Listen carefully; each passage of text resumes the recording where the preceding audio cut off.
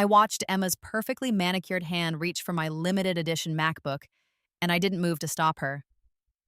"Just borrowing it for a presentation," she said, that same sweet smile I'd once trusted plastered across her face. "Mine's acting up again." In my first life, I would have hesitated, would have worried about seeming petty, would have handed it over and found it accidentally dropped in the bathtub 3 days later, my entire portfolio corrupted, my deadline missed, my dream job offer rescinded. But I'd already lived through this Tuesday. I'd already lived through all of it. "Sure," I said, matching her smile. "Let me just save my work first." I pulled the laptop back and made a show of closing files while she stood there, arms crossed, that micro expression of irritation flickering across her face. The same one I'd missed the first time around. The same one that appeared whenever I didn't immediately bend to her will. 3 weeks ago, I woke up in my 23-year-old body, 6 months before my 26th birthday, gasping in the same floral-scented bedroom I'd rented with Emma Chen, my best friend since college, my worst mistake ever made. The moment I'd opened my eyes in that bedroom, I'd known something was wrong. The sunlight was coming through the window at the wrong angle. My body felt different, lighter, younger, free of the chronic tension I'd carried in my shoulders, and when I'd grabbed my phone from the nightstand, the date had confirmed what my body already knew. September 15th, 3 years earlier than it should have been. I'd sat up slowly, my heart racing, and looked around the room. The floral curtains I'd bought at Target our first week in the apartment. The cheap IKEA dresser that wobbled. The art supplies scattered across my desk.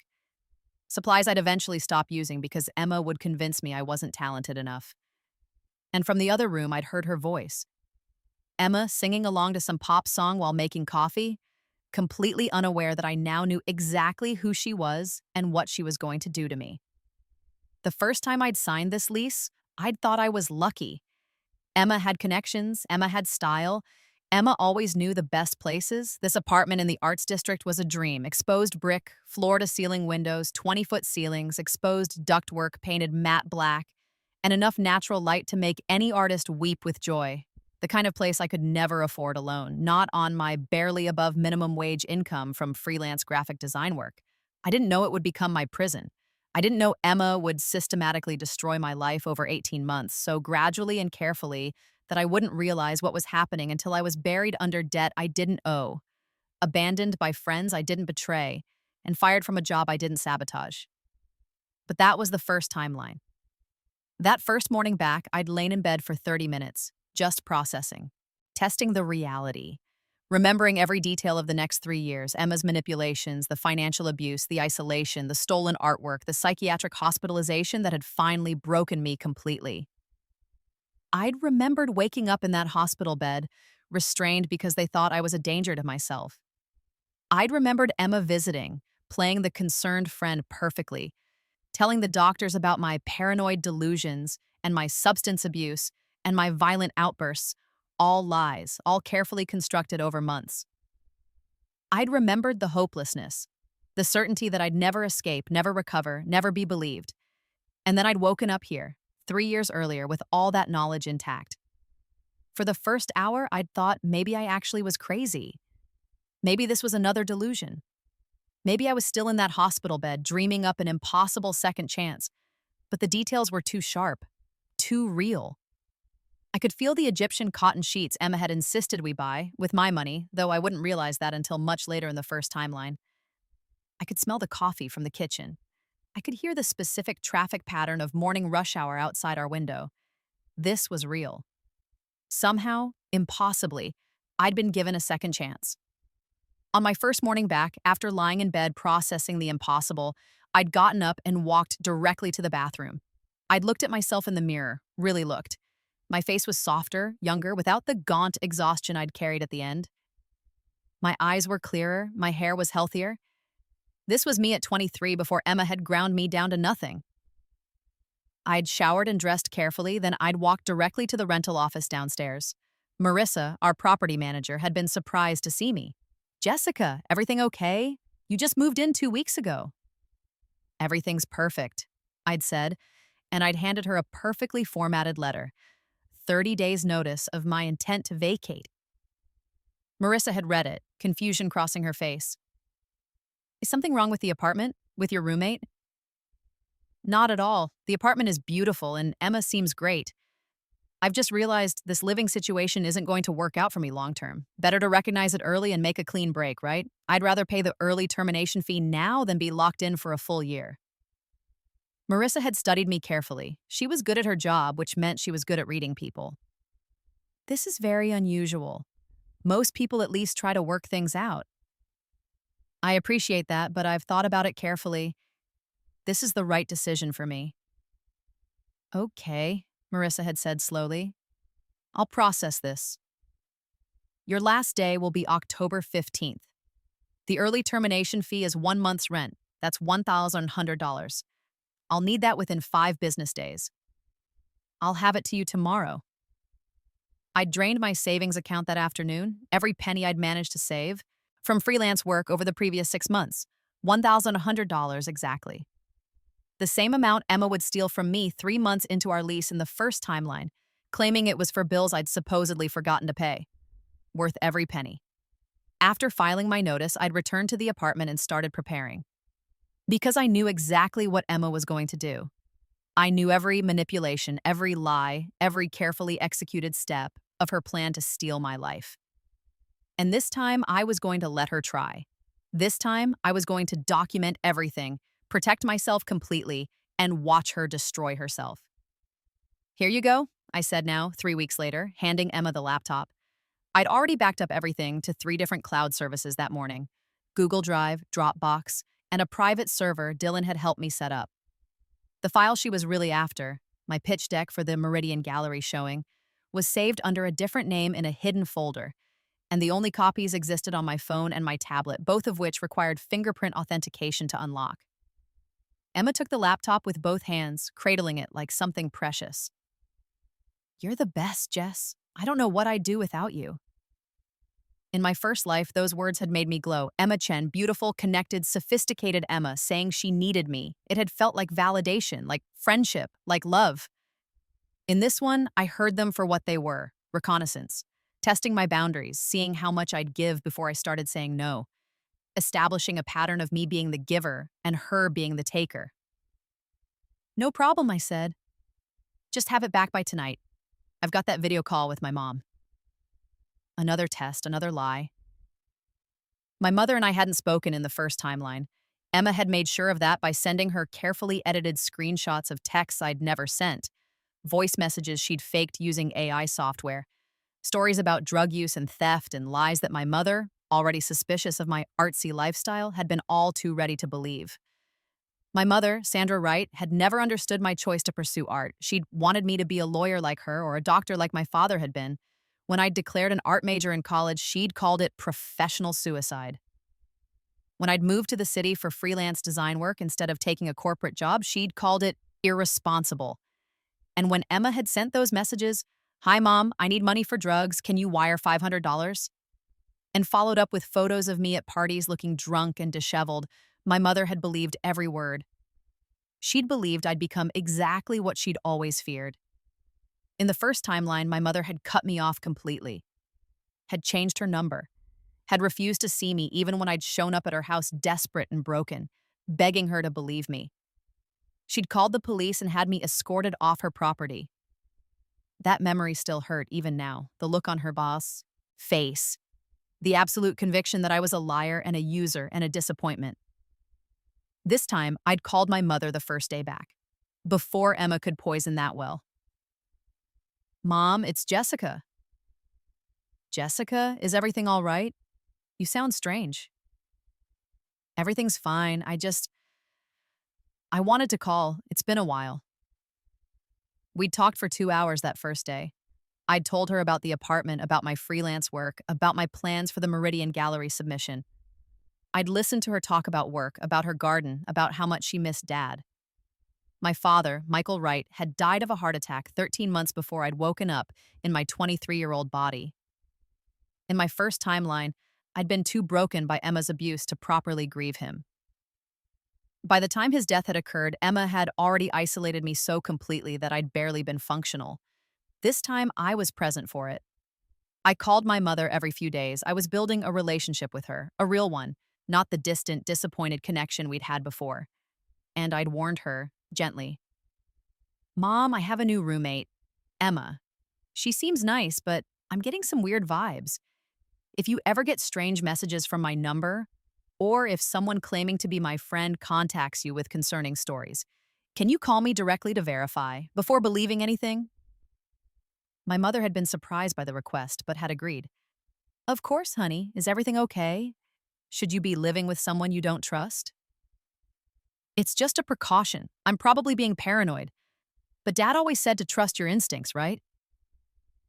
Invoking my father's memory had been strategic, but it was also true. Dad had been the parent who'd supported my art, who'd told me to follow my passion, who'd believed in me. Using his words had softened my mother, reminded her of the daughter I'd been before grief and disappointment had built walls between us. He did say that.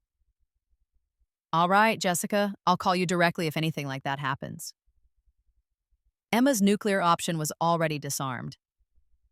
Emma left with my laptop now, and I pulled out my phone to check the hidden camera I'd installed in my bedroom. She didn't know about the cameras. There were 6 of them throughout the apartment, each one carefully concealed behind everyday objects. A smoke detector, a phone charger, a decorative plant holder, an alarm clock, a bookend, a picture frame. Each camera was motion-activated, streaming to encrypted cloud storage that only I could access. Each one was legally placed in my private spaces or common areas with appropriate notice. The notice had been crucial. I'd learned in my frantic research during the first week back that recording someone without consent was illegal in our state, unless you gave notice. So, on my second day in the apartment, I'd left a cheerful letter on the kitchen counter. Hey E, FYI, I'm using some security cameras around the apartment for an art project I'm working on, documentary-style stuff about modern living. Might catch you in the background sometimes. Hope that's cool. Let me know if you want me to avoid filming any specific areas. XO Jess. Emma had laughed when she'd read it, had crumpled it up and tossed it in the recycling. You artists are so weird. Sure, whatever. Just don't put me in anything without my permission. Of course not, I'd said. It's more about spatial dynamics and daily rhythms anyway. She hadn't read past the first line, hadn't asked for details, hadn't requested to see the footage or asked where the cameras were placed. Perfect. The camera feeds were clean, streaming to a cloud storage service registered under a business LLC I'd created specifically for this purpose. Every video was time-stamped, encrypted, and admissible as evidence if needed. I watched Emma's habits, her schedule, her visitors. I documented everything. In my first life, Emma's plan had been elegant in its cruelty. She'd isolated me first, turned our mutual friends against me with carefully placed stories about my jealousy, my instability, my substance abuse. She'd done it so gradually that I hadn't noticed until I was completely alone. The isolation had started with small comments. Did you see how weird Madison was acting around you at that party? Emma would say. I think she might be jealous of your talent. Or, Trey mentioned you've seemed really stressed lately, like concerning level stressed.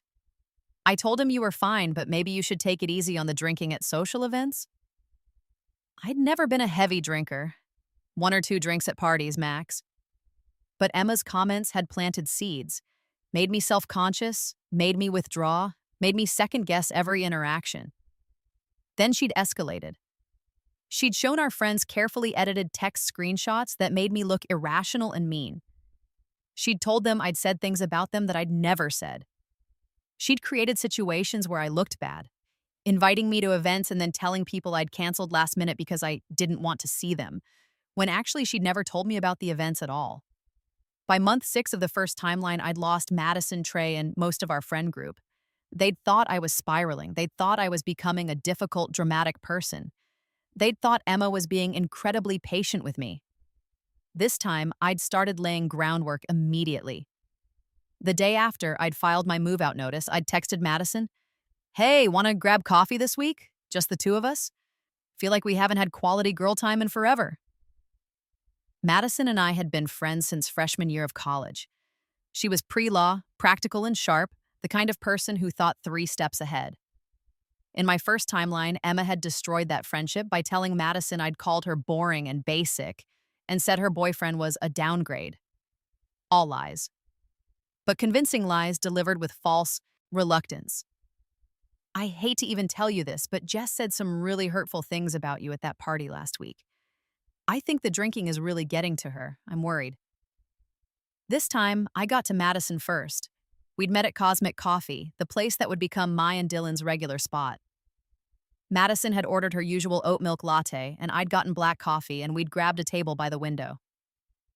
"Everything okay?" Madison had asked immediately. "Your text sounded kind of intense." "Everything's fine. I wanted to talk to you about something kind of weird." "Okay." I'd chosen my words carefully. Not too dramatic, not too accusatory. Just concerned. "You know how I just moved in with Emma?" "Yeah, nice place. I saw the photos." "It is, but I'm getting some weird vibes from her. Like, she's a little too interested in my schedule, my passwords, my work. And she makes these comments that sound nice but feel off, you know what I mean?" Madison had frowned. "Like what?" "Like yesterday, she made a joke about how I probably wouldn't finish my Meridian submission on time because I'm such a procrastinator." "But I'm not a procrastinator. She doesn't really know my work habits." It felt like she was trying to plant doubt in my head. That is weird. And she keeps asking to borrow my laptop, my art supplies, my camera, always with some excuse. I don't mind sharing, but it's starting to feel like boundary testing. Madison had studied me. "Are you thinking about moving out?" "I already filed notice I move out mid-October."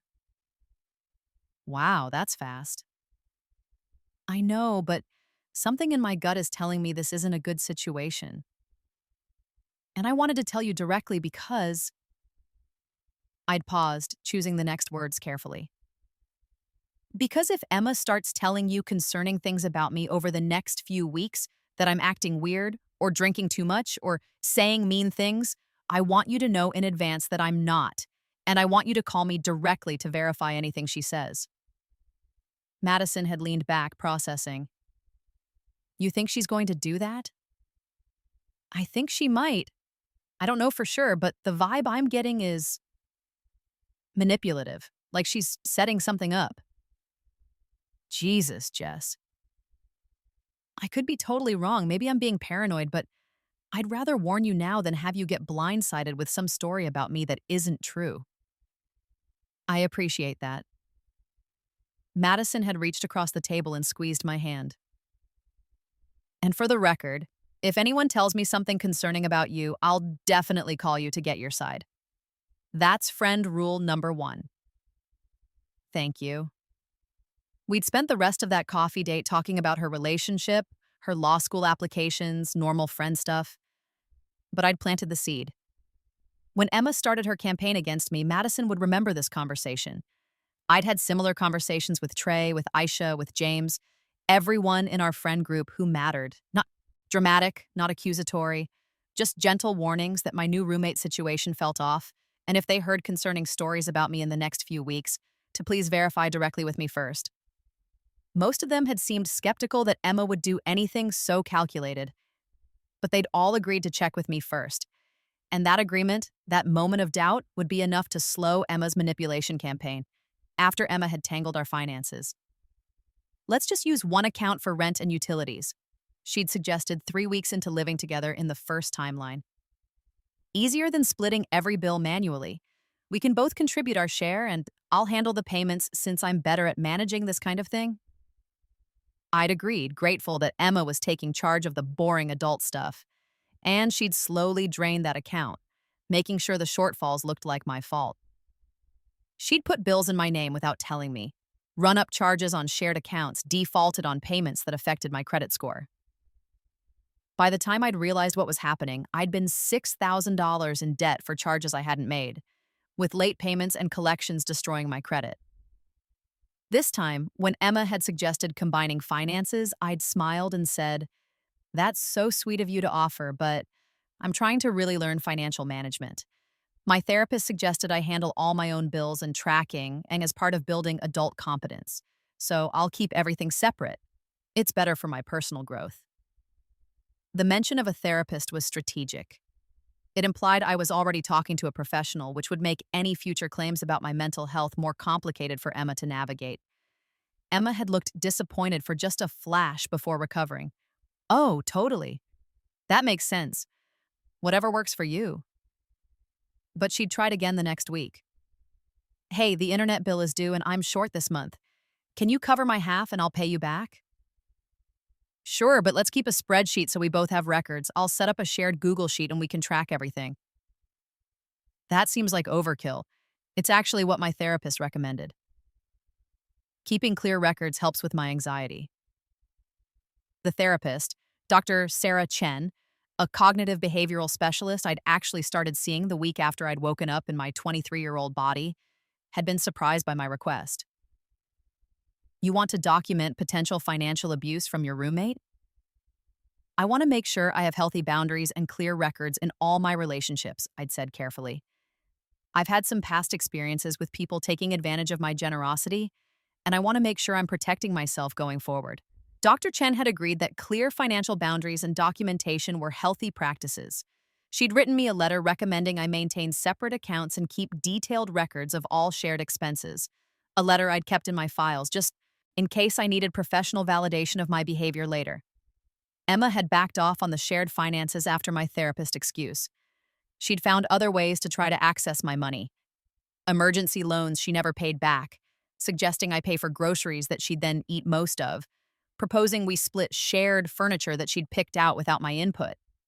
But I'd maintained firm boundaries on everything. The apartment damage had come next in the original timeline. Small things at first. A broken window she blamed on my drunk friends who'd never visited. Wine stains on the carpet from a party I hadn't thrown. Cigarette burns she claimed were from my smoking habit when I'd never smoked a day in my life. Then bigger things. A hole in the wall, a cracked countertop, a destroyed bathroom door. The landlord's documentation had only shown my name on the complaints because Emma had made sure she was out of town whenever the damage occurred.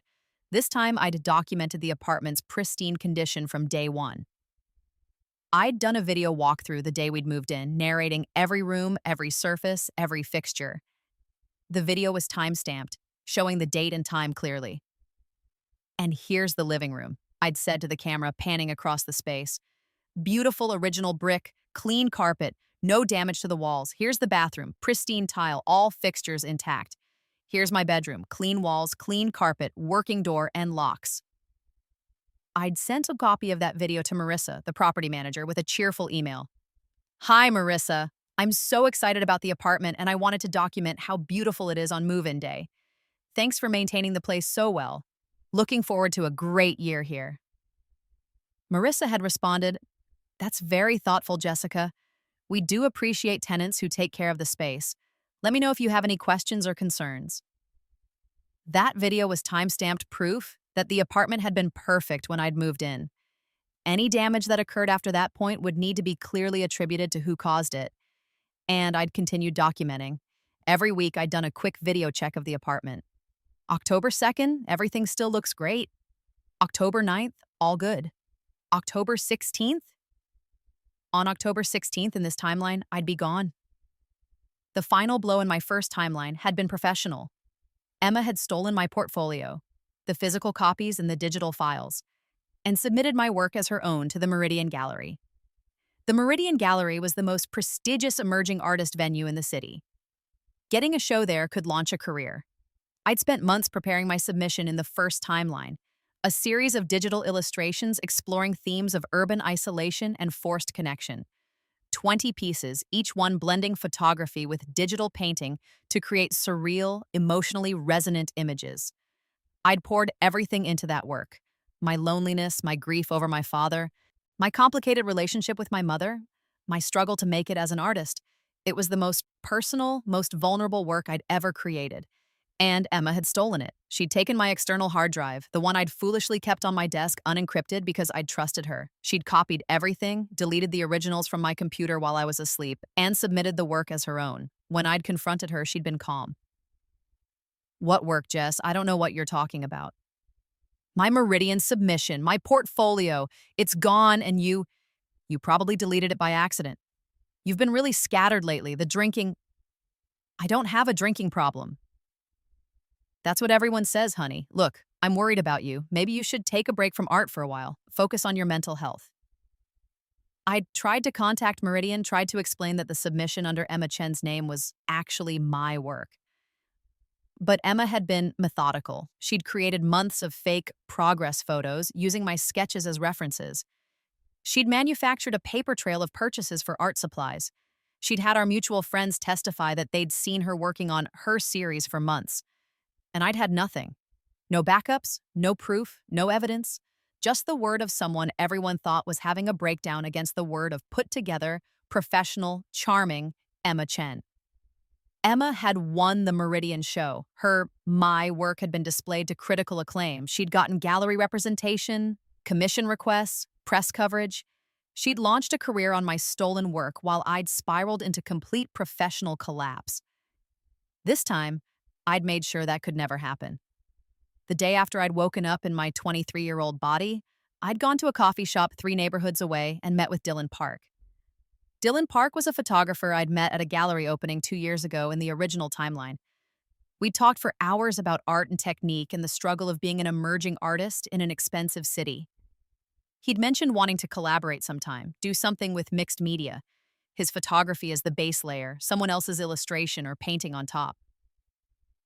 I think there's something really powerful in combining the real and the imagined, he'd said. Like photograph the truth, then illustrate the emotional truth on top of it. In the first timeline, Emma had sabotaged that friendship before it could develop. She'd shown up uninvited to our first coffee meeting, monopolized the conversation, and later told Dylan I'd said his work was derivative and boring, and that I'd only been nice to him because I felt sorry for him. Dylan had never spoken to me again. This time, I'd messaged him before Emma could interfere. Hey, Dylan, remember we talked about collaborating at that gallery opening? Want to grab coffee and discuss ideas? I'm free this week. We'd met at Cosmic Coffee and talked for 3 beyond hours. I'd been genuine and enthusiastic and careful not to mention Emma at all. Dylan had shown me his recent work, stark black and white photographs of urban spaces in transition. Buildings being torn down, new construction rising, neighborhoods changing. I'm fascinated by impermanence, he'd said. How nothing stays the same. How we're always in the middle of becoming something else. What if we layered that concept? I'd suggested.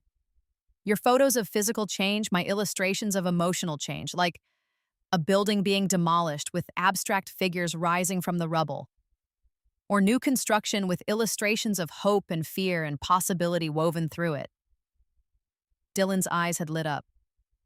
Yes, that's exactly it. The physical transformation and the internal transformation happening simultaneously. We could call it reconstruction, like rebuilding physical spaces and rebuilding ourselves. I love that. Want to start working on it? Absolutely. We'd shaken hands, exchanged emails, and planned our first work session. I hadn't told Emma about Dylan, hadn't mentioned the collaboration, had carefully kept every meeting, every email, every work session completely separate from my life with Emma. Dylan and I had met twice a week for the past 3 weeks. He'd show me his latest photographs and I'd sketch out illustration ideas. We'd debate composition, discuss themes, refine our vision. The work we were creating was extraordinary, better than anything I'd done alone, better than the stolen portfolio Emma would submit. It was about rebirth, though Dylan didn't know how literal that was for me. We'd created 12 pieces so far, each one a collaboration. Dylan's photography provided the base, a demolished building, a neighborhood in flux, graffiti covering old walls, new luxury apartments rising where historical buildings once stood.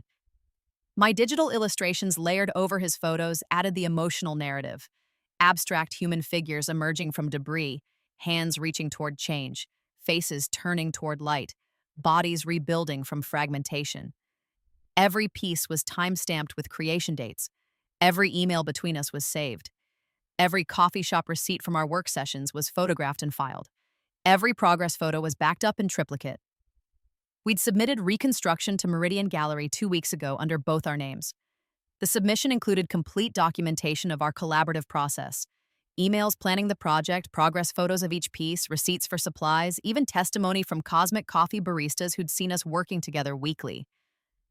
It was airtight, unassailable, impossible to claim that anyone else had created it. Emma didn't know any of it existed.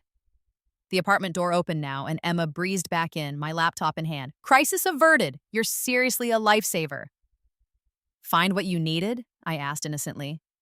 "Absolutely," she set the laptop on the coffee table, instead of bringing it back to my room. A power move, claiming my space, showing me that my things were really shared things, establishing dominance. I let her have it. I'd wiped that laptop of anything important weeks ago. Everything that mattered was backed up and encrypted across multiple secure locations, accessible only from my phone and a separate tablet I kept at Dylan's studio. The laptop she'd just borrowed had nothing on it except old practice files, abandoned projects, and a decoy folder labeled Meridian Submission Final that contained a series of generic digital paintings I'd created specifically to misdirect her. I watched her eyes flick to the laptop, calculating. She wanted to look through it more thoroughly, wanted to see what I was working on, wanted to assess what she could steal. But she couldn't do it while I was here. "How's the Meridian piece coming?" Emma asked, settling onto the couch like a cat claiming sunlight. "You've been so secretive about it." This was new dialogue. In the first timeline, she hadn't asked because she'd already known. She'd watched me work for months before stealing it. She was fishing now, trying to figure out what I was creating, what she could take. "It's going really well," I said. "I think I've finally found my voice, you know? It's different from anything I've done before." All true. The piece I was actually submitting, the collaboration with Dylan, was unlike anything from my first timeline. It was better, sharper, fed by rage and the crystal clarity of betrayal. "I'd love to see it sometime," Emma said. "You know, I'm always happy to give feedback." In the first timeline, Emma had been an art history minor in college. She knew enough to sound credible when talking about art, enough to fake her way through artist statements and gallery talks. But she wasn't actually a creator. She didn't have the technical skills or the creative vision. She was a predator, a skilled one, but still just a predator. "Soon," I promised. "I'm really superstitious about showing work before it's done. Artist thing, you know?" She didn't push. She didn't need to. In her mind, she had months to figure out what I was creating and how to steal it. She thought I'd be here until next September, trapped in a year-long lease, giving her plenty of time to execute her plan. She didn't know she had 22 days until I vanished from her life completely. That night, I lay in bed checking my countdown app. 22 days until I moved out, 25 days until the Meridian submission deadline. 30 days until Emma would discover that the security deposit she was planning to pocket was actually forfeit due to the multiple lease violations I'd been carefully documenting. My phone lit up with a notification from the camera in the living room. Emma was still awake, laptop open. I switched to the feed and watched her carefully lift my laptop's screen and start navigating through files. She was looking for the Meridian work, trying to find my submission so she could copy it, study it, figure out how to steal it. I watched her click through folders, growing increasingly frustrated. She opened the decoy folder, Meridian Submission Final, and I saw her expression shift to satisfaction. She started copying files to a flash drive she'd pulled from her pocket. Perfect. Those files were garbage. Generic, mediocre digital paintings that looked superficially impressive but had no real substance. If Emma tried to submit them, she'd embarrass herself. But more importantly, I now had video evidence of her stealing my files. Time-stamped, clear footage of her copying data from my computer without permission. That was a crime. I took a screen recording of the security footage, backed it up to 3 separate locations, and went to sleep, smiling. The next 3 weeks followed a careful rhythm. Emma escalated her manipulation, and I let her think it was working. She invited our mutual friends over for a dinner party on a Wednesday night. I'd deliberately made plans to have dinner with Dr. Chen that evening, establishing an alibi, making sure I wasn't around for whatever Emma had planned. Through the baby monitor I'd hidden in the living room air vent, I listened to the entire dinner. "Where's Jess?" Madison had asked. Therapy, Emma said, loading the word with significance. She's been going twice a week lately. I'm glad she's getting help, but I'm also worried about what that means? Is she okay? Trey asked. I think so, but there have been some concerning behaviors.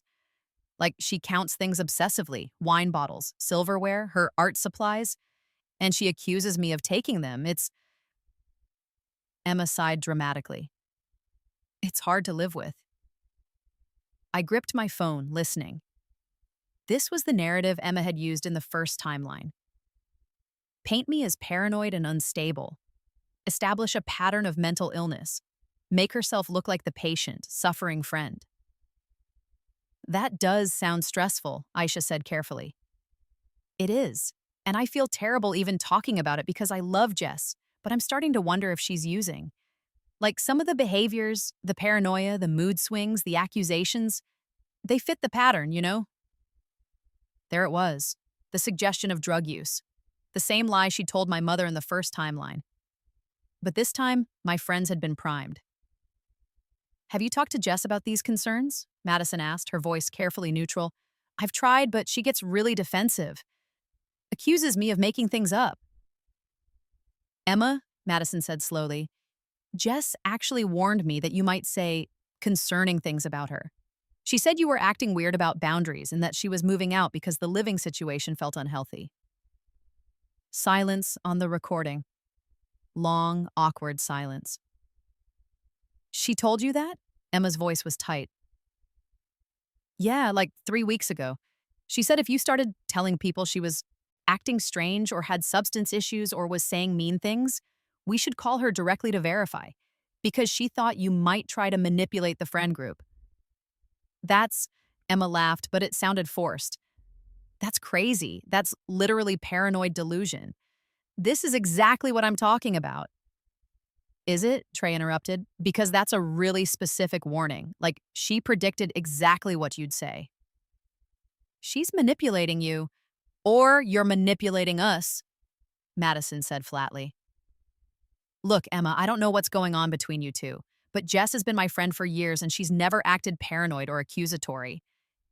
Then she moves in with you and suddenly you're telling us she's mentally unstable and possibly on drugs? That's a hell of a coincidence. I'm going to call Jess, Madison said, right now, and ask her directly what's going on. Through the baby monitor, I heard movement, then Madison's voice on speakerphone. Jess? Hey, sorry to bother you. Are you okay to talk? I'd been expecting this call. Of course, what's up? I'm at your apartment with Emma and some friends. Emma's saying some concerning things about you. Paranoia, obsessive behaviors, possible drug use. She says you've been acting really unstable. Huh, I said, keeping my voice calm and measured. That's interesting. I'm actually with my therapist right now, Dr. Sarah Chen. We're working on healthy boundaries and financial management. Dr. Chen, would you be willing to speak with my friend? Emma's apparently telling people I have a drug problem. I handed the phone to Dr. Chen, who I'd warned about this possibility weeks ago. Hello, this is Dr. Sarah Chen. I'm Jessica's therapist, and while I can't discuss specifics of our sessions due to confidentiality, I can confirm that Jessica is engaged in productive therapeutic work around boundaries and interpersonal relationships. She does not present with any signs of substance abuse, paranoia, or psychological instability. In fact, she's been quite proactive about her mental health. Thank you, Madison said. That's really helpful. Dr. Chen handed the phone back to me.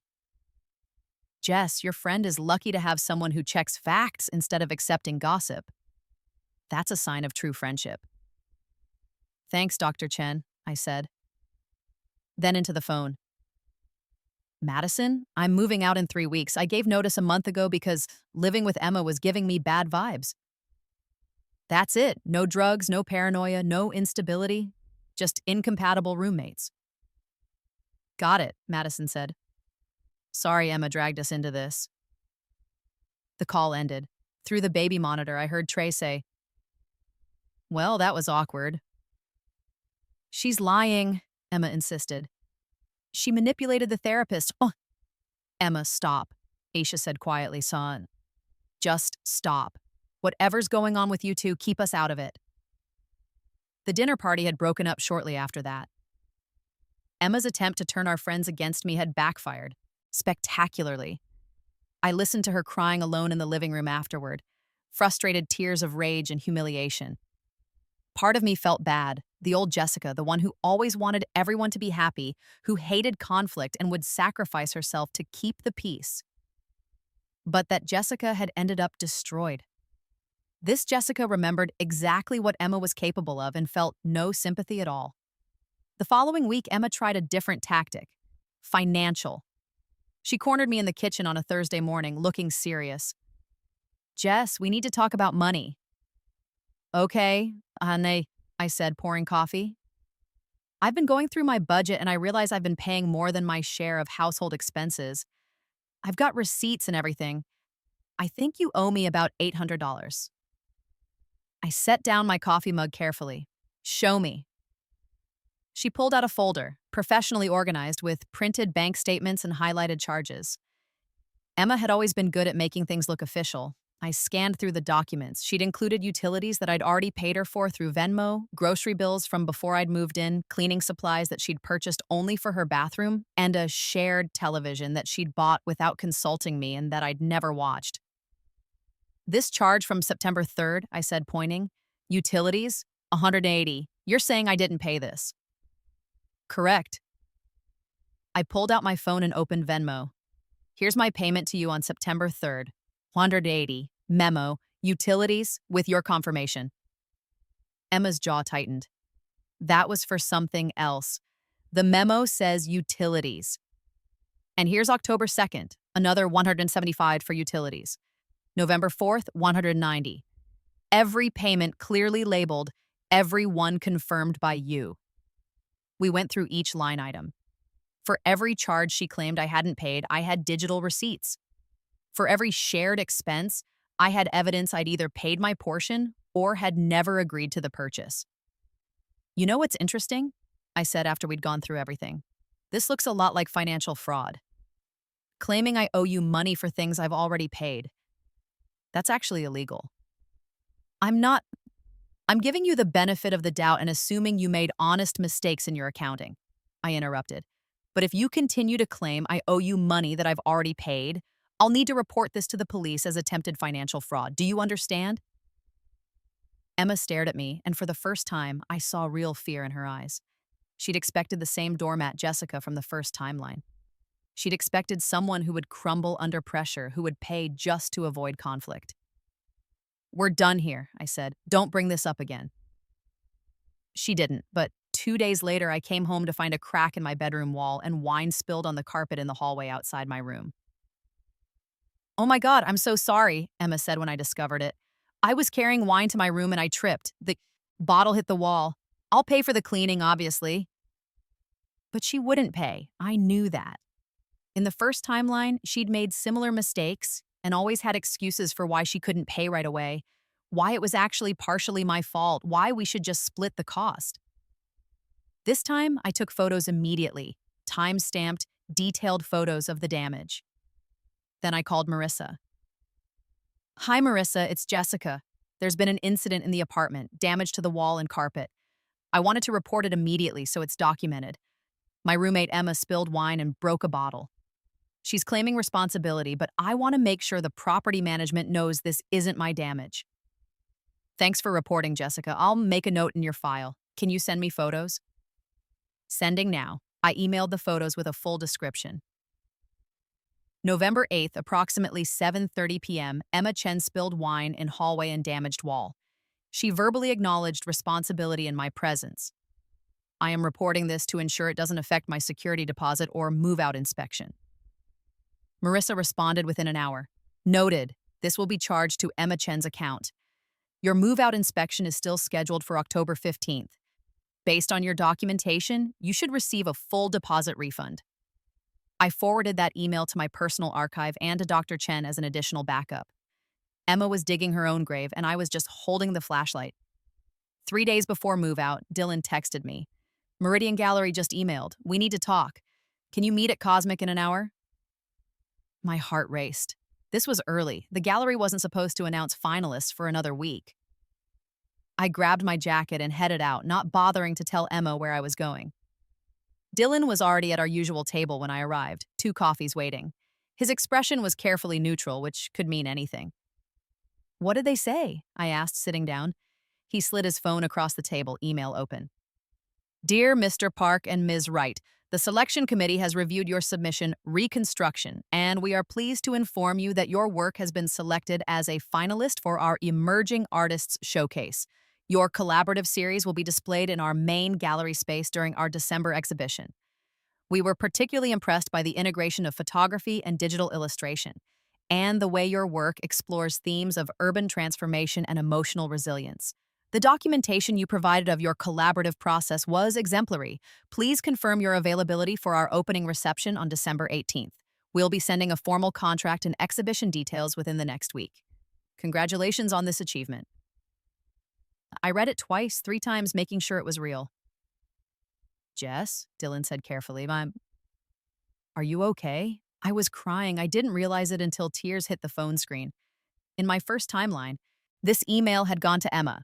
Emma had stood in Meridian Gallery in front of my stolen work, accepting congratulations, launching a career on my talent and my pain. In this timeline, the email had gone to me and Dylan, celebrating real collaborative work, recognizing legitimate talent. "I'm okay," I said, wiping my eyes. "I'm better than okay. This is everything." Dylan grinned. "We did it. We actually fucking did it." We spent the next hour planning. The opening reception, the artist statement we'd need to prepare, the documentation we'd bring for the exhibition. Meridian wanted process photos, so we gathered every coffee shop receipt, every email, every progress shot we'd taken. "They really emphasize the documentation," Dylan noted. "That's unusual." "Maybe they've had issues with artists claiming collaborative work wasn't collaborative?" I suggested innocently. "Maybe. Either way, we're covered. We've got everything." We did. And when Emma tried to claim this work was stolen, which she would, I was certain, we'd have ironclad proof that it was ours. I returned to the apartment that evening to find Emma waiting for me, laptop open, expression stormy. "Where have you been?" she demanded. "Coffee with a friend. Why?" "You've been sneaking around a lot lately. Secret meetings, secret phone calls. What are you hiding?" This was new. Emma going on offense, trying to flip the script. She was feeling cornered and she was lashing out. "I'm not hiding anything," I said calmly. I'm just living my life, which I'll be doing in my own apartment in 3 days, so my schedule really isn't your concern anymore." "Right, moving out, running away because you can't handle conflict." "I'm not running from anything. I'm walking towards something better." "What's better than this apartment? Than living with your best friend?" "Living alone. Having boundaries. Not feeling like I need to document every interaction to protect myself." Emma's eyes flickered. "What does that mean?" "It means I've noticed your patterns. The boundary testing, the gaslighting, the financial manipulation. I've documented all of it and I'm protecting myself. That's what healthy people do." "You're paranoid." "I'm prepared. There's a difference." I walked to my room and locked the door. Through the baby monitor, I heard Emma make a phone call. "Mom, it's me. Can I come stay with you for a while?" "Yeah, the roommate situation isn't working out." She's actually kind of scary. Paranoid, accusatory. I think she might be on something. "No, I'm fine, just stressed. I'll tell you more when I see you. Love you too." Setting up her exit strategy. Making sure she had somewhere to go when the lease fell apart. Smart, but not smart enough. Move-out day arrived with bright sunshine and cool October air that smelled like autumn and new beginnings. I'd hired professional movers, 2 guys with a truck, paid for in cash that I'd saved specifically for this purpose. They arrived at 10 a.m. sharp. "Everything in the bedroom goes," I told them. "All the boxes, all the furniture that's marked with my name. Nothing from the common areas except my kitchen supplies. They're in the boxes labeled Kitchen Jess." Emma emerged from her room as the movers started loading. She was wearing expensive pajamas and her hair was perfectly messy, like she'd just woken up, though I knew from the baby monitor footage that she'd been awake since 6 a.m., pacing and planning. "You're really doing this," she said. "I gave 30 days notice 4 weeks ago. This shouldn't be a surprise." "I just thought you might change your mind, that we could work things out." "There's nothing to work out. We're incompatible as roommates. That's all." "Is it?" Emma's voice sharpened. "Or is this part of some scheme? Some plan to make me look bad?" "Emma, I've literally just been living my life and preparing to move. If you look bad, that's your own doing." The movers loaded efficiently. By 11 a.m., everything I owned was in the truck. By noon, my room was empty, professionally cleaned, walls intact, no damage anywhere. Marissa arrived at 12:30 for the final walkthrough. She inspected my bedroom with meticulous care, checking walls, carpet, fixtures, everything. She took photos, made notes on her tablet, nodded approval. "Perfect condition," Marissa said. "Jessica, I have to say, your documentation throughout this process has been exemplary. The video walkthrough on move-in, the regular updates, the immediate reporting of any issues. It's made this incredibly easy." "I just wanted to make sure everything was clear," I said. "Well, it is. Your security deposit will be processed within 5 business days. Full refund, no deductions." Emma appeared in the doorway, arms crossed. "What about the common areas? The damage in the hallway, the wine stain?" "The damage you reported you caused," Marissa said coolly, checking her tablet. "Yes, we have that documented. Jessica reported it immediately and you verbally accepted responsibility. That will be assessed during your final inspection when your lease ends." "But based on the documentation Jessica provided, including time-stamped photographs and your own acknowledgement of responsibility, that damage will be charged to your account, Ms. Chen." Emma's face went white. "That's not fair. We're roommates. We should split any damage. That's not how it works. Damage is charged to whoever caused it. Jessica has clear documentation showing the apartment was pristine when she moved in and remained pristine in her spaces. The damage occurred in your spaces and you acknowledged causing it." "She's been setting me up, recording me, documenting everything. She's been planning this." "Ms. Chen," Marissa interrupted, her voice cold. "Jessica gave you written notice about security cameras in her first week here. She's been transparent about her documentation. If you feel you've been treated unfairly, you're welcome to review your lease and consult with an attorney. But based on the evidence I have, Jessica has fulfilled all her obligations and is entitled to a full deposit refund." I signed the move-out papers and handed over my keys. The movers were waiting in the truck outside, engine running. "Good luck, Emma," I said. I meant it. She was going to need it. My new apartment was a studio in a neighborhood called Riverside, across town from the Arts District, smaller and cheaper, but entirely mine. The movers helped me unload everything, and by 3 p.m. I was alone in my new space. I stood in the center of the empty studio, boxes stacked around me, afternoon light streaming through the single large window, and I breathed. Free. I was free. No more Emma, no more manipulation, no more walking on eggshells or documenting every interaction or preparing for the next attack. Just me, my art, and a future that was entirely my own. I spent the afternoon unpacking, hung my clothes in the small closet, arranged my art supplies on the built-in desk, set up my laptop and tablet at my workspace. The apartment was tiny compared to the Arts District place, maybe 400 square feet total, but it was mine. Every corner belonged to me. Every decision was mine alone. That evening, I made tea and sat by the window, watching the city lights come on as the sun set. My phone buzzed with a text from Madison. "Hope the move went well. Wanted to grab dinner this weekend? Celebrate your freedom?" "Definitely," I texted back. "Saturday?" "Perfect. Proud of you for getting out of that situation." I smiled. My friendships had survived. I'd protected them by being proactive, by warning everyone before Emma could poison them against me. My phone buzzed again. Dylan this time. "How's the new place? Also, Meridian sent the contract. It's real. We're really doing this." "Place is perfect. And yes, we're really doing this. Want to meet Monday to work on our artist statement? 100%. Cosmic at 11. See you there." I made dinner, just ramen and vegetables, nothing fancy, and ate while going through my documentation one more time. I had everything organized: financial records, security camera footage, emails, text messages, receipts, Dr. Chen's letter, Marissa's confirmations. Everything that proved I'd been a model tenant and that Emma had caused her own problems. I didn't think I'd need all of it. Emma would probably just eat the costs, move back home, and try to rebuild somewhere else. But I kept everything anyway, just in case. That night, I slept better than I had in 3 years, both lifetimes. The next morning, I woke up to 17 missed calls and 32 text messages, all from Emma's number. The first few were angry, was, "You fucking bitch. You set me up. This is harassment. I'm going to sue you." Then desperate, "Please, Jess, we can work this out. I'm sorry for everything. Can we just talk? I'm scared I can't afford this." Then threatening, "You have no idea what you've done.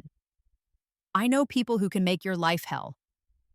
You think you've won, but this isn't over. I'm going to destroy your art career before it even starts." I read through them all with detached interest. This was the real Emma, unfiltered and raw. The mask had come completely off. I blocked her number and made breakfast. An hour later, I got a call from an unknown number. Against my better judgment, I answered. "Jessica Wright?" A woman's voice, professional and clipped. "Yes?" "This is Detective Sarah Morrison with the Financial Crimes Unit. I'm calling about a report you filed regarding identity theft and fraud." The credit cards. I'd almost forgotten about those in the chaos of moving. "Yes, that's correct. Emma Chen, my former roommate, attempted to open several credit cards in my name without my permission. We've been investigating your report and we'd like you to come in to provide a formal statement. We have some additional evidence we'd like to discuss with you." We scheduled an appointment for Tuesday. I hung up feeling oddly calm. This was justice, not revenge. Emma had committed actual crimes, and now there would be actual consequences.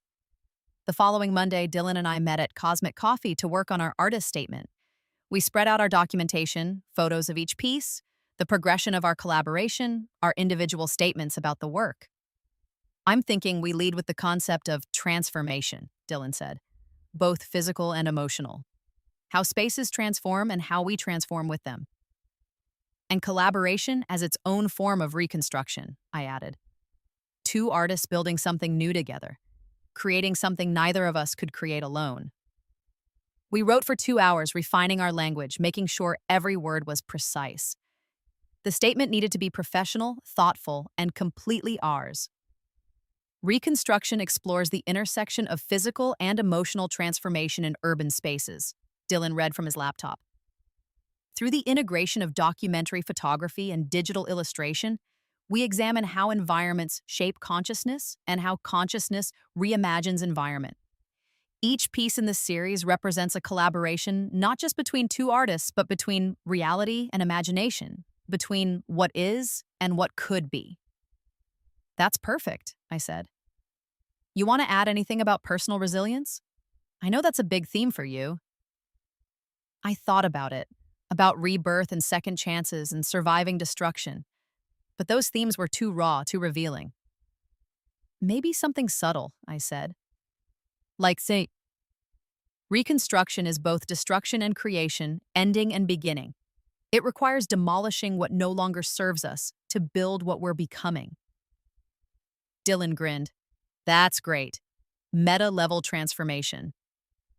We finished the statement and sent it to Meridian. Then we spent the rest of the afternoon talking about the opening reception, about what we'd wear, about the critics and collectors who might attend. "This could change everything for us," Dylan said. "Meridian launches careers." I know. I did know. In my first timeline, it had launched Emma's career. In this one, it would launch mine and Dylan's.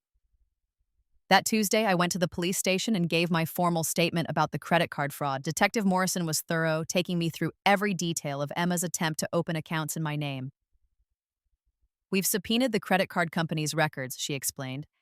"The applications were filed from your apartment's IP address, but they came from a device registered to Emma Chen. The signatures on the applications don't match yours. We had a handwriting analyst compare them. It's a clear case of identity fraud." What happens now? We're building a case.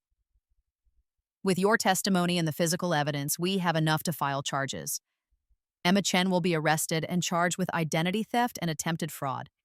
If convicted, she's looking at probation and restitution at minimum, possibly jail time depending on the judge. Okay, Detective Morrison studied me. You don't seem surprised or upset. I'm not surprised. Emma's been escalating her behavior for weeks. I documented everything because I knew she'd eventually do something illegal.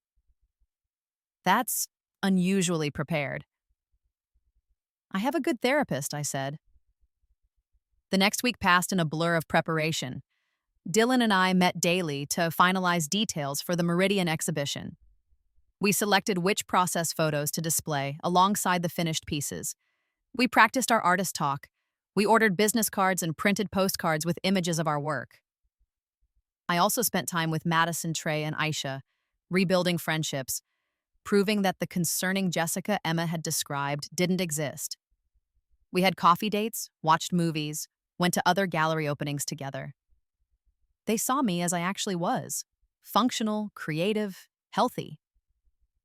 You seem really good, Madison said over dinner one evening. Like, better than I've ever seen you. I feel better. Getting away from Emma, having my own space, working on art I'm proud of. It's like I can finally breathe. Emma really did a number on you, huh? She tried to, but I caught it early and got out. Smart. On December 1st, I got a call from Marissa.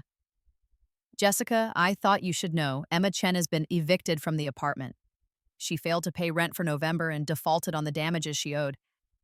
When we went to conduct her final inspection, we found extensive damage to her bedroom.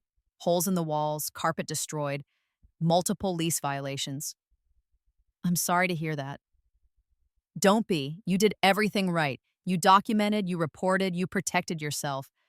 I wish more tenants were as responsible as you. Thanks, Marissa. After we hung up, I felt a strange mix of emotions. Relief, mostly. Vindication. But also a hollow sadness for who Emma could have been if she'd chosen differently. In my first timeline, Emma had destroyed me and built a life on the ruins. In this timeline, she'd destroyed herself while I'd built a life on solid ground. The choices we make. The people we choose to be. December 18th arrived cold and clear. The Meridian Gallery opening was scheduled for 7 p.m. I spent the afternoon getting ready. A simple black dress I'd bought with my security deposit refund, minimal jewelry, professional but artistic. Dylan picked me up at 6:30, wearing a perfectly tailored suit that made him look like he'd stepped out of a magazine. Ready? He asked. Ready. The gallery was already crowded when we arrived. The space was beautiful, white walls, track lighting. Our 12-piece reconstruction series displayed prominently on the main wall. Each piece was framed professionally, with small placards showing the title, our names, and the medium. People clustered in front of our work, examining the photographs, tracing the illustrated elements, reading our artist statement. I heard fragments of conversation. The layering technique is remarkable. I love how the illustrations emerge from the photographs, like memory or emotion made visible. This is the kind of work that defines a generation. A critic from the city's alternative weekly approached us. Dylan Park and Jessica Wright, I'm Marcus Chen from the Weekly. I'd love to do a feature on your collaboration. This work is extraordinary. We talked to Marcus for 20 minutes, explaining our process, our inspiration, our vision. He took notes, asked intelligent questions, and promised to send us the article before publication. A collector bought 2 pieces that night, then 3 more. By 9 p.m., 8 of our 12 pieces had red sold dots next to them. We did it, Dylan whispered. We actually fucking did it. Madison, Trey, Aisha, and James all came to the opening. They hugged me, congratulated me, marveled at the work. This is incredible, Jess, Madison said, standing in front of my favorite piece. A photograph of an abandoned factory overlaid with illustrations of figures rising from the rubble, rebuilding themselves. It's so powerful.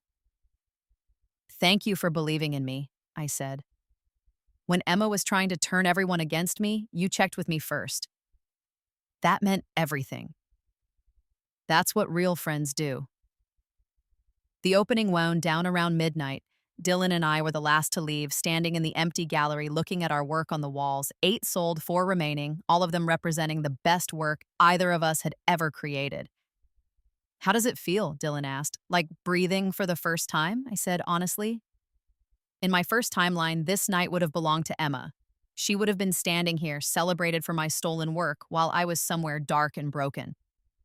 But I'd been given an impossible gift, the chance to relive my worst moments with full knowledge of what was coming. And I'd use that knowledge not just to survive, but to thrive. The next morning, I woke up to an email from Meridian Gallery. Dear Jessica and Dylan, congratulations on a successful opening. All 12 pieces from Reconstruction sold by the end of the weekend. We have several collectors interested in commissioning new work. We'd like to discuss representation in a solo show for spring 2026. Please contact us to schedule a meeting. I read it 3 times, making sure it was real. Every piece sold, representation, a spring show. This was a career. This was everything I'd worked for. I called Dylan, who'd gotten the same email. We screamed together over the phone like teenagers, then made plans to meet with Meridian the following week. I also got a text from an unknown number that morning. I know what you did. I know you planned everything. You're not the victim you pretend to be. Emma. She must have gotten a new number. I stared at the message for a long moment, then typed, I gave you exactly the same chances you gave me. The only difference is I knew what you were going to do, and I didn't let you do it. You destroyed yourself, Emma. I just made sure I wasn't collateral damage. I blocked the new number and went back to celebrating. Over the next few months, my life transformed completely. Dylan and I worked on new pieces for our spring show. Meridian featured us in their newsletter. Marcus Chen's article in The Weekly called us the most exciting emerging artists in the city's contemporary scene. I made enough money from the sales to move into a larger studio apartment in a better neighborhood. I bought new art supplies, a better computer, professional equipment. I built a real workspace. I reconnected with my mother, who came to see my Meridian show and actually cried. Your father would be so proud, she said, hugging me tight. I'm proud. I'm sorry I didn't believe in this before. It's okay, Mom. I know it's not the path you would have chosen. But it's your path. And you're succeeding at it. That's what matters. Madison and I became closer than we'd ever been. She helped me navigate the business side of being an artist, contracts, pricing, collector relations. She was graduating from law school in the spring and promised to help me set up an LLC for my art business. You need to protect yourself, she said. Protect your work, your brand, your intellectual property. No one can steal from you if you are properly protected. I thought about Emma and smiled. I've learned that lesson already. I heard updates about Emma occasionally, always through the grapevine. She'd moved back home with her parents in the suburbs. The identity theft charges had been resolved with a plea deal, 2 years probation, restitution to me for the credit monitoring services I'd had to purchase, and a permanent mark on her criminal record. Her reputation in the art community was destroyed. She'd tried to claim my work, tried to tell people that Reconstruction was based on her concepts, but when she couldn't produce any evidence, and when Dylan and I showed the gallery our exhaustive documentation, she'd been banned from Meridian and flagged at several other galleries. She'd tried to create work under a pseudonym, but someone always recognized her style or made the connection. The art world was small, and word traveled fast about the artist who'd tried to steal her roommate's portfolio. I could have felt sorry for her. The old Jessica, the one from the first timeline, would have felt guilty, would have wondered if she'd been too harsh. But this Jessica remembered waking up in a psychiatric ward, restrained and medicated, convinced she was crazy because Emma had gaslit her so thoroughly. This Jessica remembered losing everything, career, friends, family, sanity, to someone who'd pretended to be a friend. Emma had gotten exactly what she deserved, and I'd given her every opportunity to be a decent person. Every time she'd made a choice to lie, to steal, to manipulate, I'd simply documented it and prepared my defense. She'd destroyed herself. I'd just refused to be buried in the rubble. 6 months after moving out, I was working on a new solo piece when my phone rang. Unknown number. I almost didn't answer, but something made me pick up. Jessica Wright? Yes? This is Officer Karen Rodriguez from the 15th Precinct. I'm calling about a restraining order petition filed by Emma Chen. She's claiming you've been harassing her, stalking her, and threatening her career. My heart rate didn't even spike. I'd been expecting this. That's interesting, I said calmly. I haven't contacted Emma Chen since I moved out 6 months ago. I blocked her number after she sent me threatening messages. I have documentation of everything. Can you come to the station to make a statement? Absolutely. When? We scheduled an appointment. I hung up and immediately called the lawyer Madison had connected me with, a friend of hers who specialized in harassment and defamation cases. Emma Chen is claiming I'm stalking her, I explained. I haven't contacted her once since I moved out, but I'm guessing she's trying to get ahead of the consequences she's facing, make herself look like a victim. The lawyer, Jennifer Park, laughed. Does she know you've documented everything? She knows I documented the apartment stuff. I don't think she knows about the rest. Well, she's about to find out. Bring everything to the station, every blocked number notification, every piece of evidence showing you haven't contacted her, every documentation of her contacting you. This should be quick. It was quick. I showed up at the station with a tablet full of evidence, blocked number notifications showing Emma had tried to contact me 15 times from different numbers, screenshots of threatening messages she'd sent, email evidence that I'd requested no contact, security camera footage from my current apartment building showing I'd been home during times Emma claimed I'd been stalking her near her parents' house. The restraining order petition was denied within 24 hours, and Officer Rodriguez had some additional news. Ms. Chen may be charged with filing a false police report. That's a misdemeanor. Given her previous fraud charges, the DA's office is taking this seriously. I nodded. Thank you for your time. Emma was spiraling, burning every bridge, destroying what little credibility she had left. And I wasn't involved at all. I was just living my life, creating my art, building my career. The spring show, mine and Dylan's solo exhibition at Meridian, opened in March to critical acclaim. We'd created 20 new pieces for Reconstruction 2, Rebirth, exploring themes of renewal, transformation, and rising from destruction. The work was more personal this time, more raw. My contributions to the collaboration were darker, more emotionally intense. One piece bow showed a phoenix rising from ashes in illustration, while Dylan's photograph underneath showed the actual site of a building that had burned down and been rebuilt as affordable housing. This is you, isn't it? Dylan asked when I'd first shown him the illustration. This is your rebirth story. It's everyone's story, Basse, I said. We all have things we survive.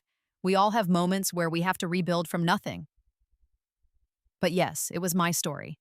My literal rebirth, my second chance, my rising from the ashes of who I'd been in the first timeline. The show sold out the first weekend. Every piece, gone, and Meridian offered us permanent representation. We started getting commission requests from major collectors. At the opening reception, I stood in front of the Phoenix piece with my mother beside me. Tell me about this one, she said. It feels important. It's about survival, I said. About being destroyed and choosing to rebuild. About using your knowledge and pain to create something beautiful. You've been through something, my mother said quietly. Something you haven't told me about. I have, but I'm through it now. I survived. I'm rebuilding. She squeezed my hand. Your father would be so proud of the woman you've become. I'm proud too. That night, after the show, Dylan and I went to Cosmic Coffee, our place, where we'd created our entire collaboration over the past year.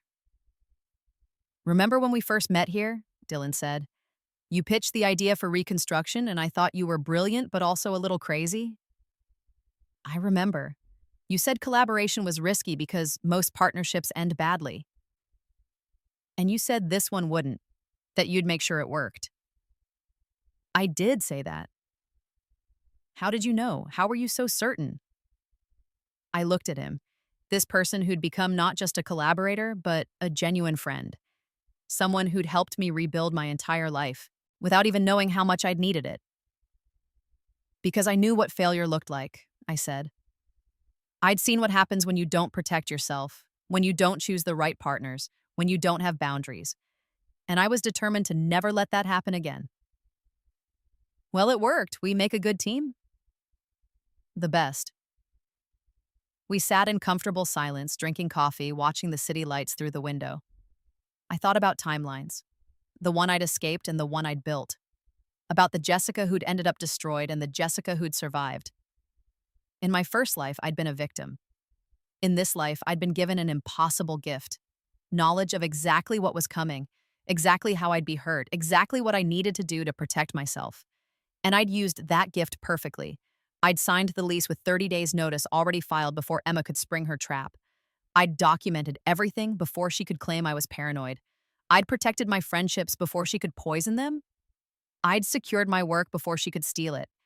I'd built my support system before she could isolate me. I'd let her try every manipulation, every lie, every trap.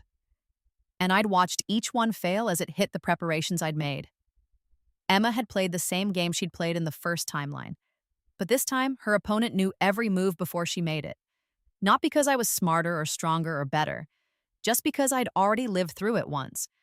And if you know exactly how someone is going to hurt you, it's remarkably easy to make sure they can't. 1 year after moving out, I got a letter in the mail.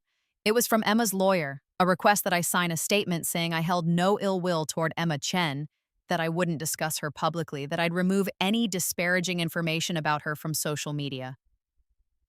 I read the letter carefully, then called Jennifer Park. She wants me to sign an NDA, I said, after everything. She wants you to help her rehabilitate her reputation. My guess is she's trying to re-enter the art world and people keep bringing up what happened between you. What do you recommend? Tell her to fuck off. You don't owe her anything. You haven't been disparaging her publicly. You've just been living your life. If her reputation is damaged, that's because of her own actions, not because of anything you've done. I wrote back a brief response. I decline to sign. I have made no disparaging public statements about Ms. Chen and have no plans to do so. I simply wish to move forward with my career without further contact. Professional, firm, final. Emma tried twice more to reach out, once through a mutual acquaintance asking if we could talk things through, once through a long email that oscillated between apologetic and accusatory. I ignored both attempts. There was nothing to talk through. Emma had made her choices, and she was living with the consequences. I'd made mine, and I was thriving. 2 years after my rebirth, I had a solo show at a major gallery in New York. After, A Study in Survival featured 15 large-scale pieces exploring themes of resurrection, revenge, and rebuilding. The centerpiece was a massive triptych called 30 Days Notice. The left panel showed a figure trapped in a burning building, Dylan's photograph of an actual burning apartment complex, with my illustration of a woman surrounded by flames. The center panel showed the same figure walking out the door, calm and prepared, carrying only essentials: a fire extinguisher, important documents, a clear exit plan. The right panel showed her building a new structure from the ashes, stronger and more beautiful than what had burned. It sold for $45,000. The New York Times reviewed the show. Wright's work demonstrates a sophisticated understanding of trauma and recovery. Her figures don't simply survive.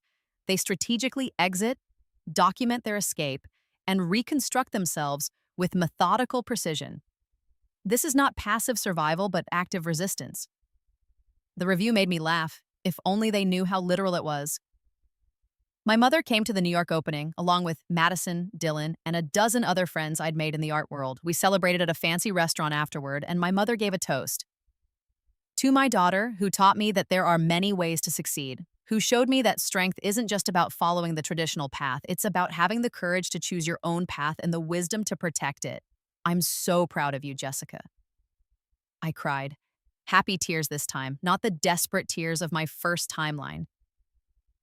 That night, alone in my hotel room, I thought about Emma, wondered where she was, what she was doing, if she ever understood what had really happened. In her mind, I'd probably always be the villain, the paranoid roommate who'd set her up, who'd documented everything, who'd ruined her life for no reason. She'd never understand that she'd done it to herself, that every trap she'd tried to set had been a trap she'd built around her own feet. that I'd simply stepped back and watched her activate each one. She'd never know about the rebirth, about the second timeline, about the knowledge that had saved me. And that was fine. She didn't need to know. All that mattered was that in this timeline, this life, this reality, I'd won. Not because I was better or smarter or more talented, but because I'd been given the gift of knowing exactly what was coming, and I'd used that gift to protect myself completely. I'd signed a lease with 30 days' notice already filed, and by the time Emma had realized she was playing against someone who knew every move she'd make, it was already over. The game was won before it even started, and I was finally, truly, completely free.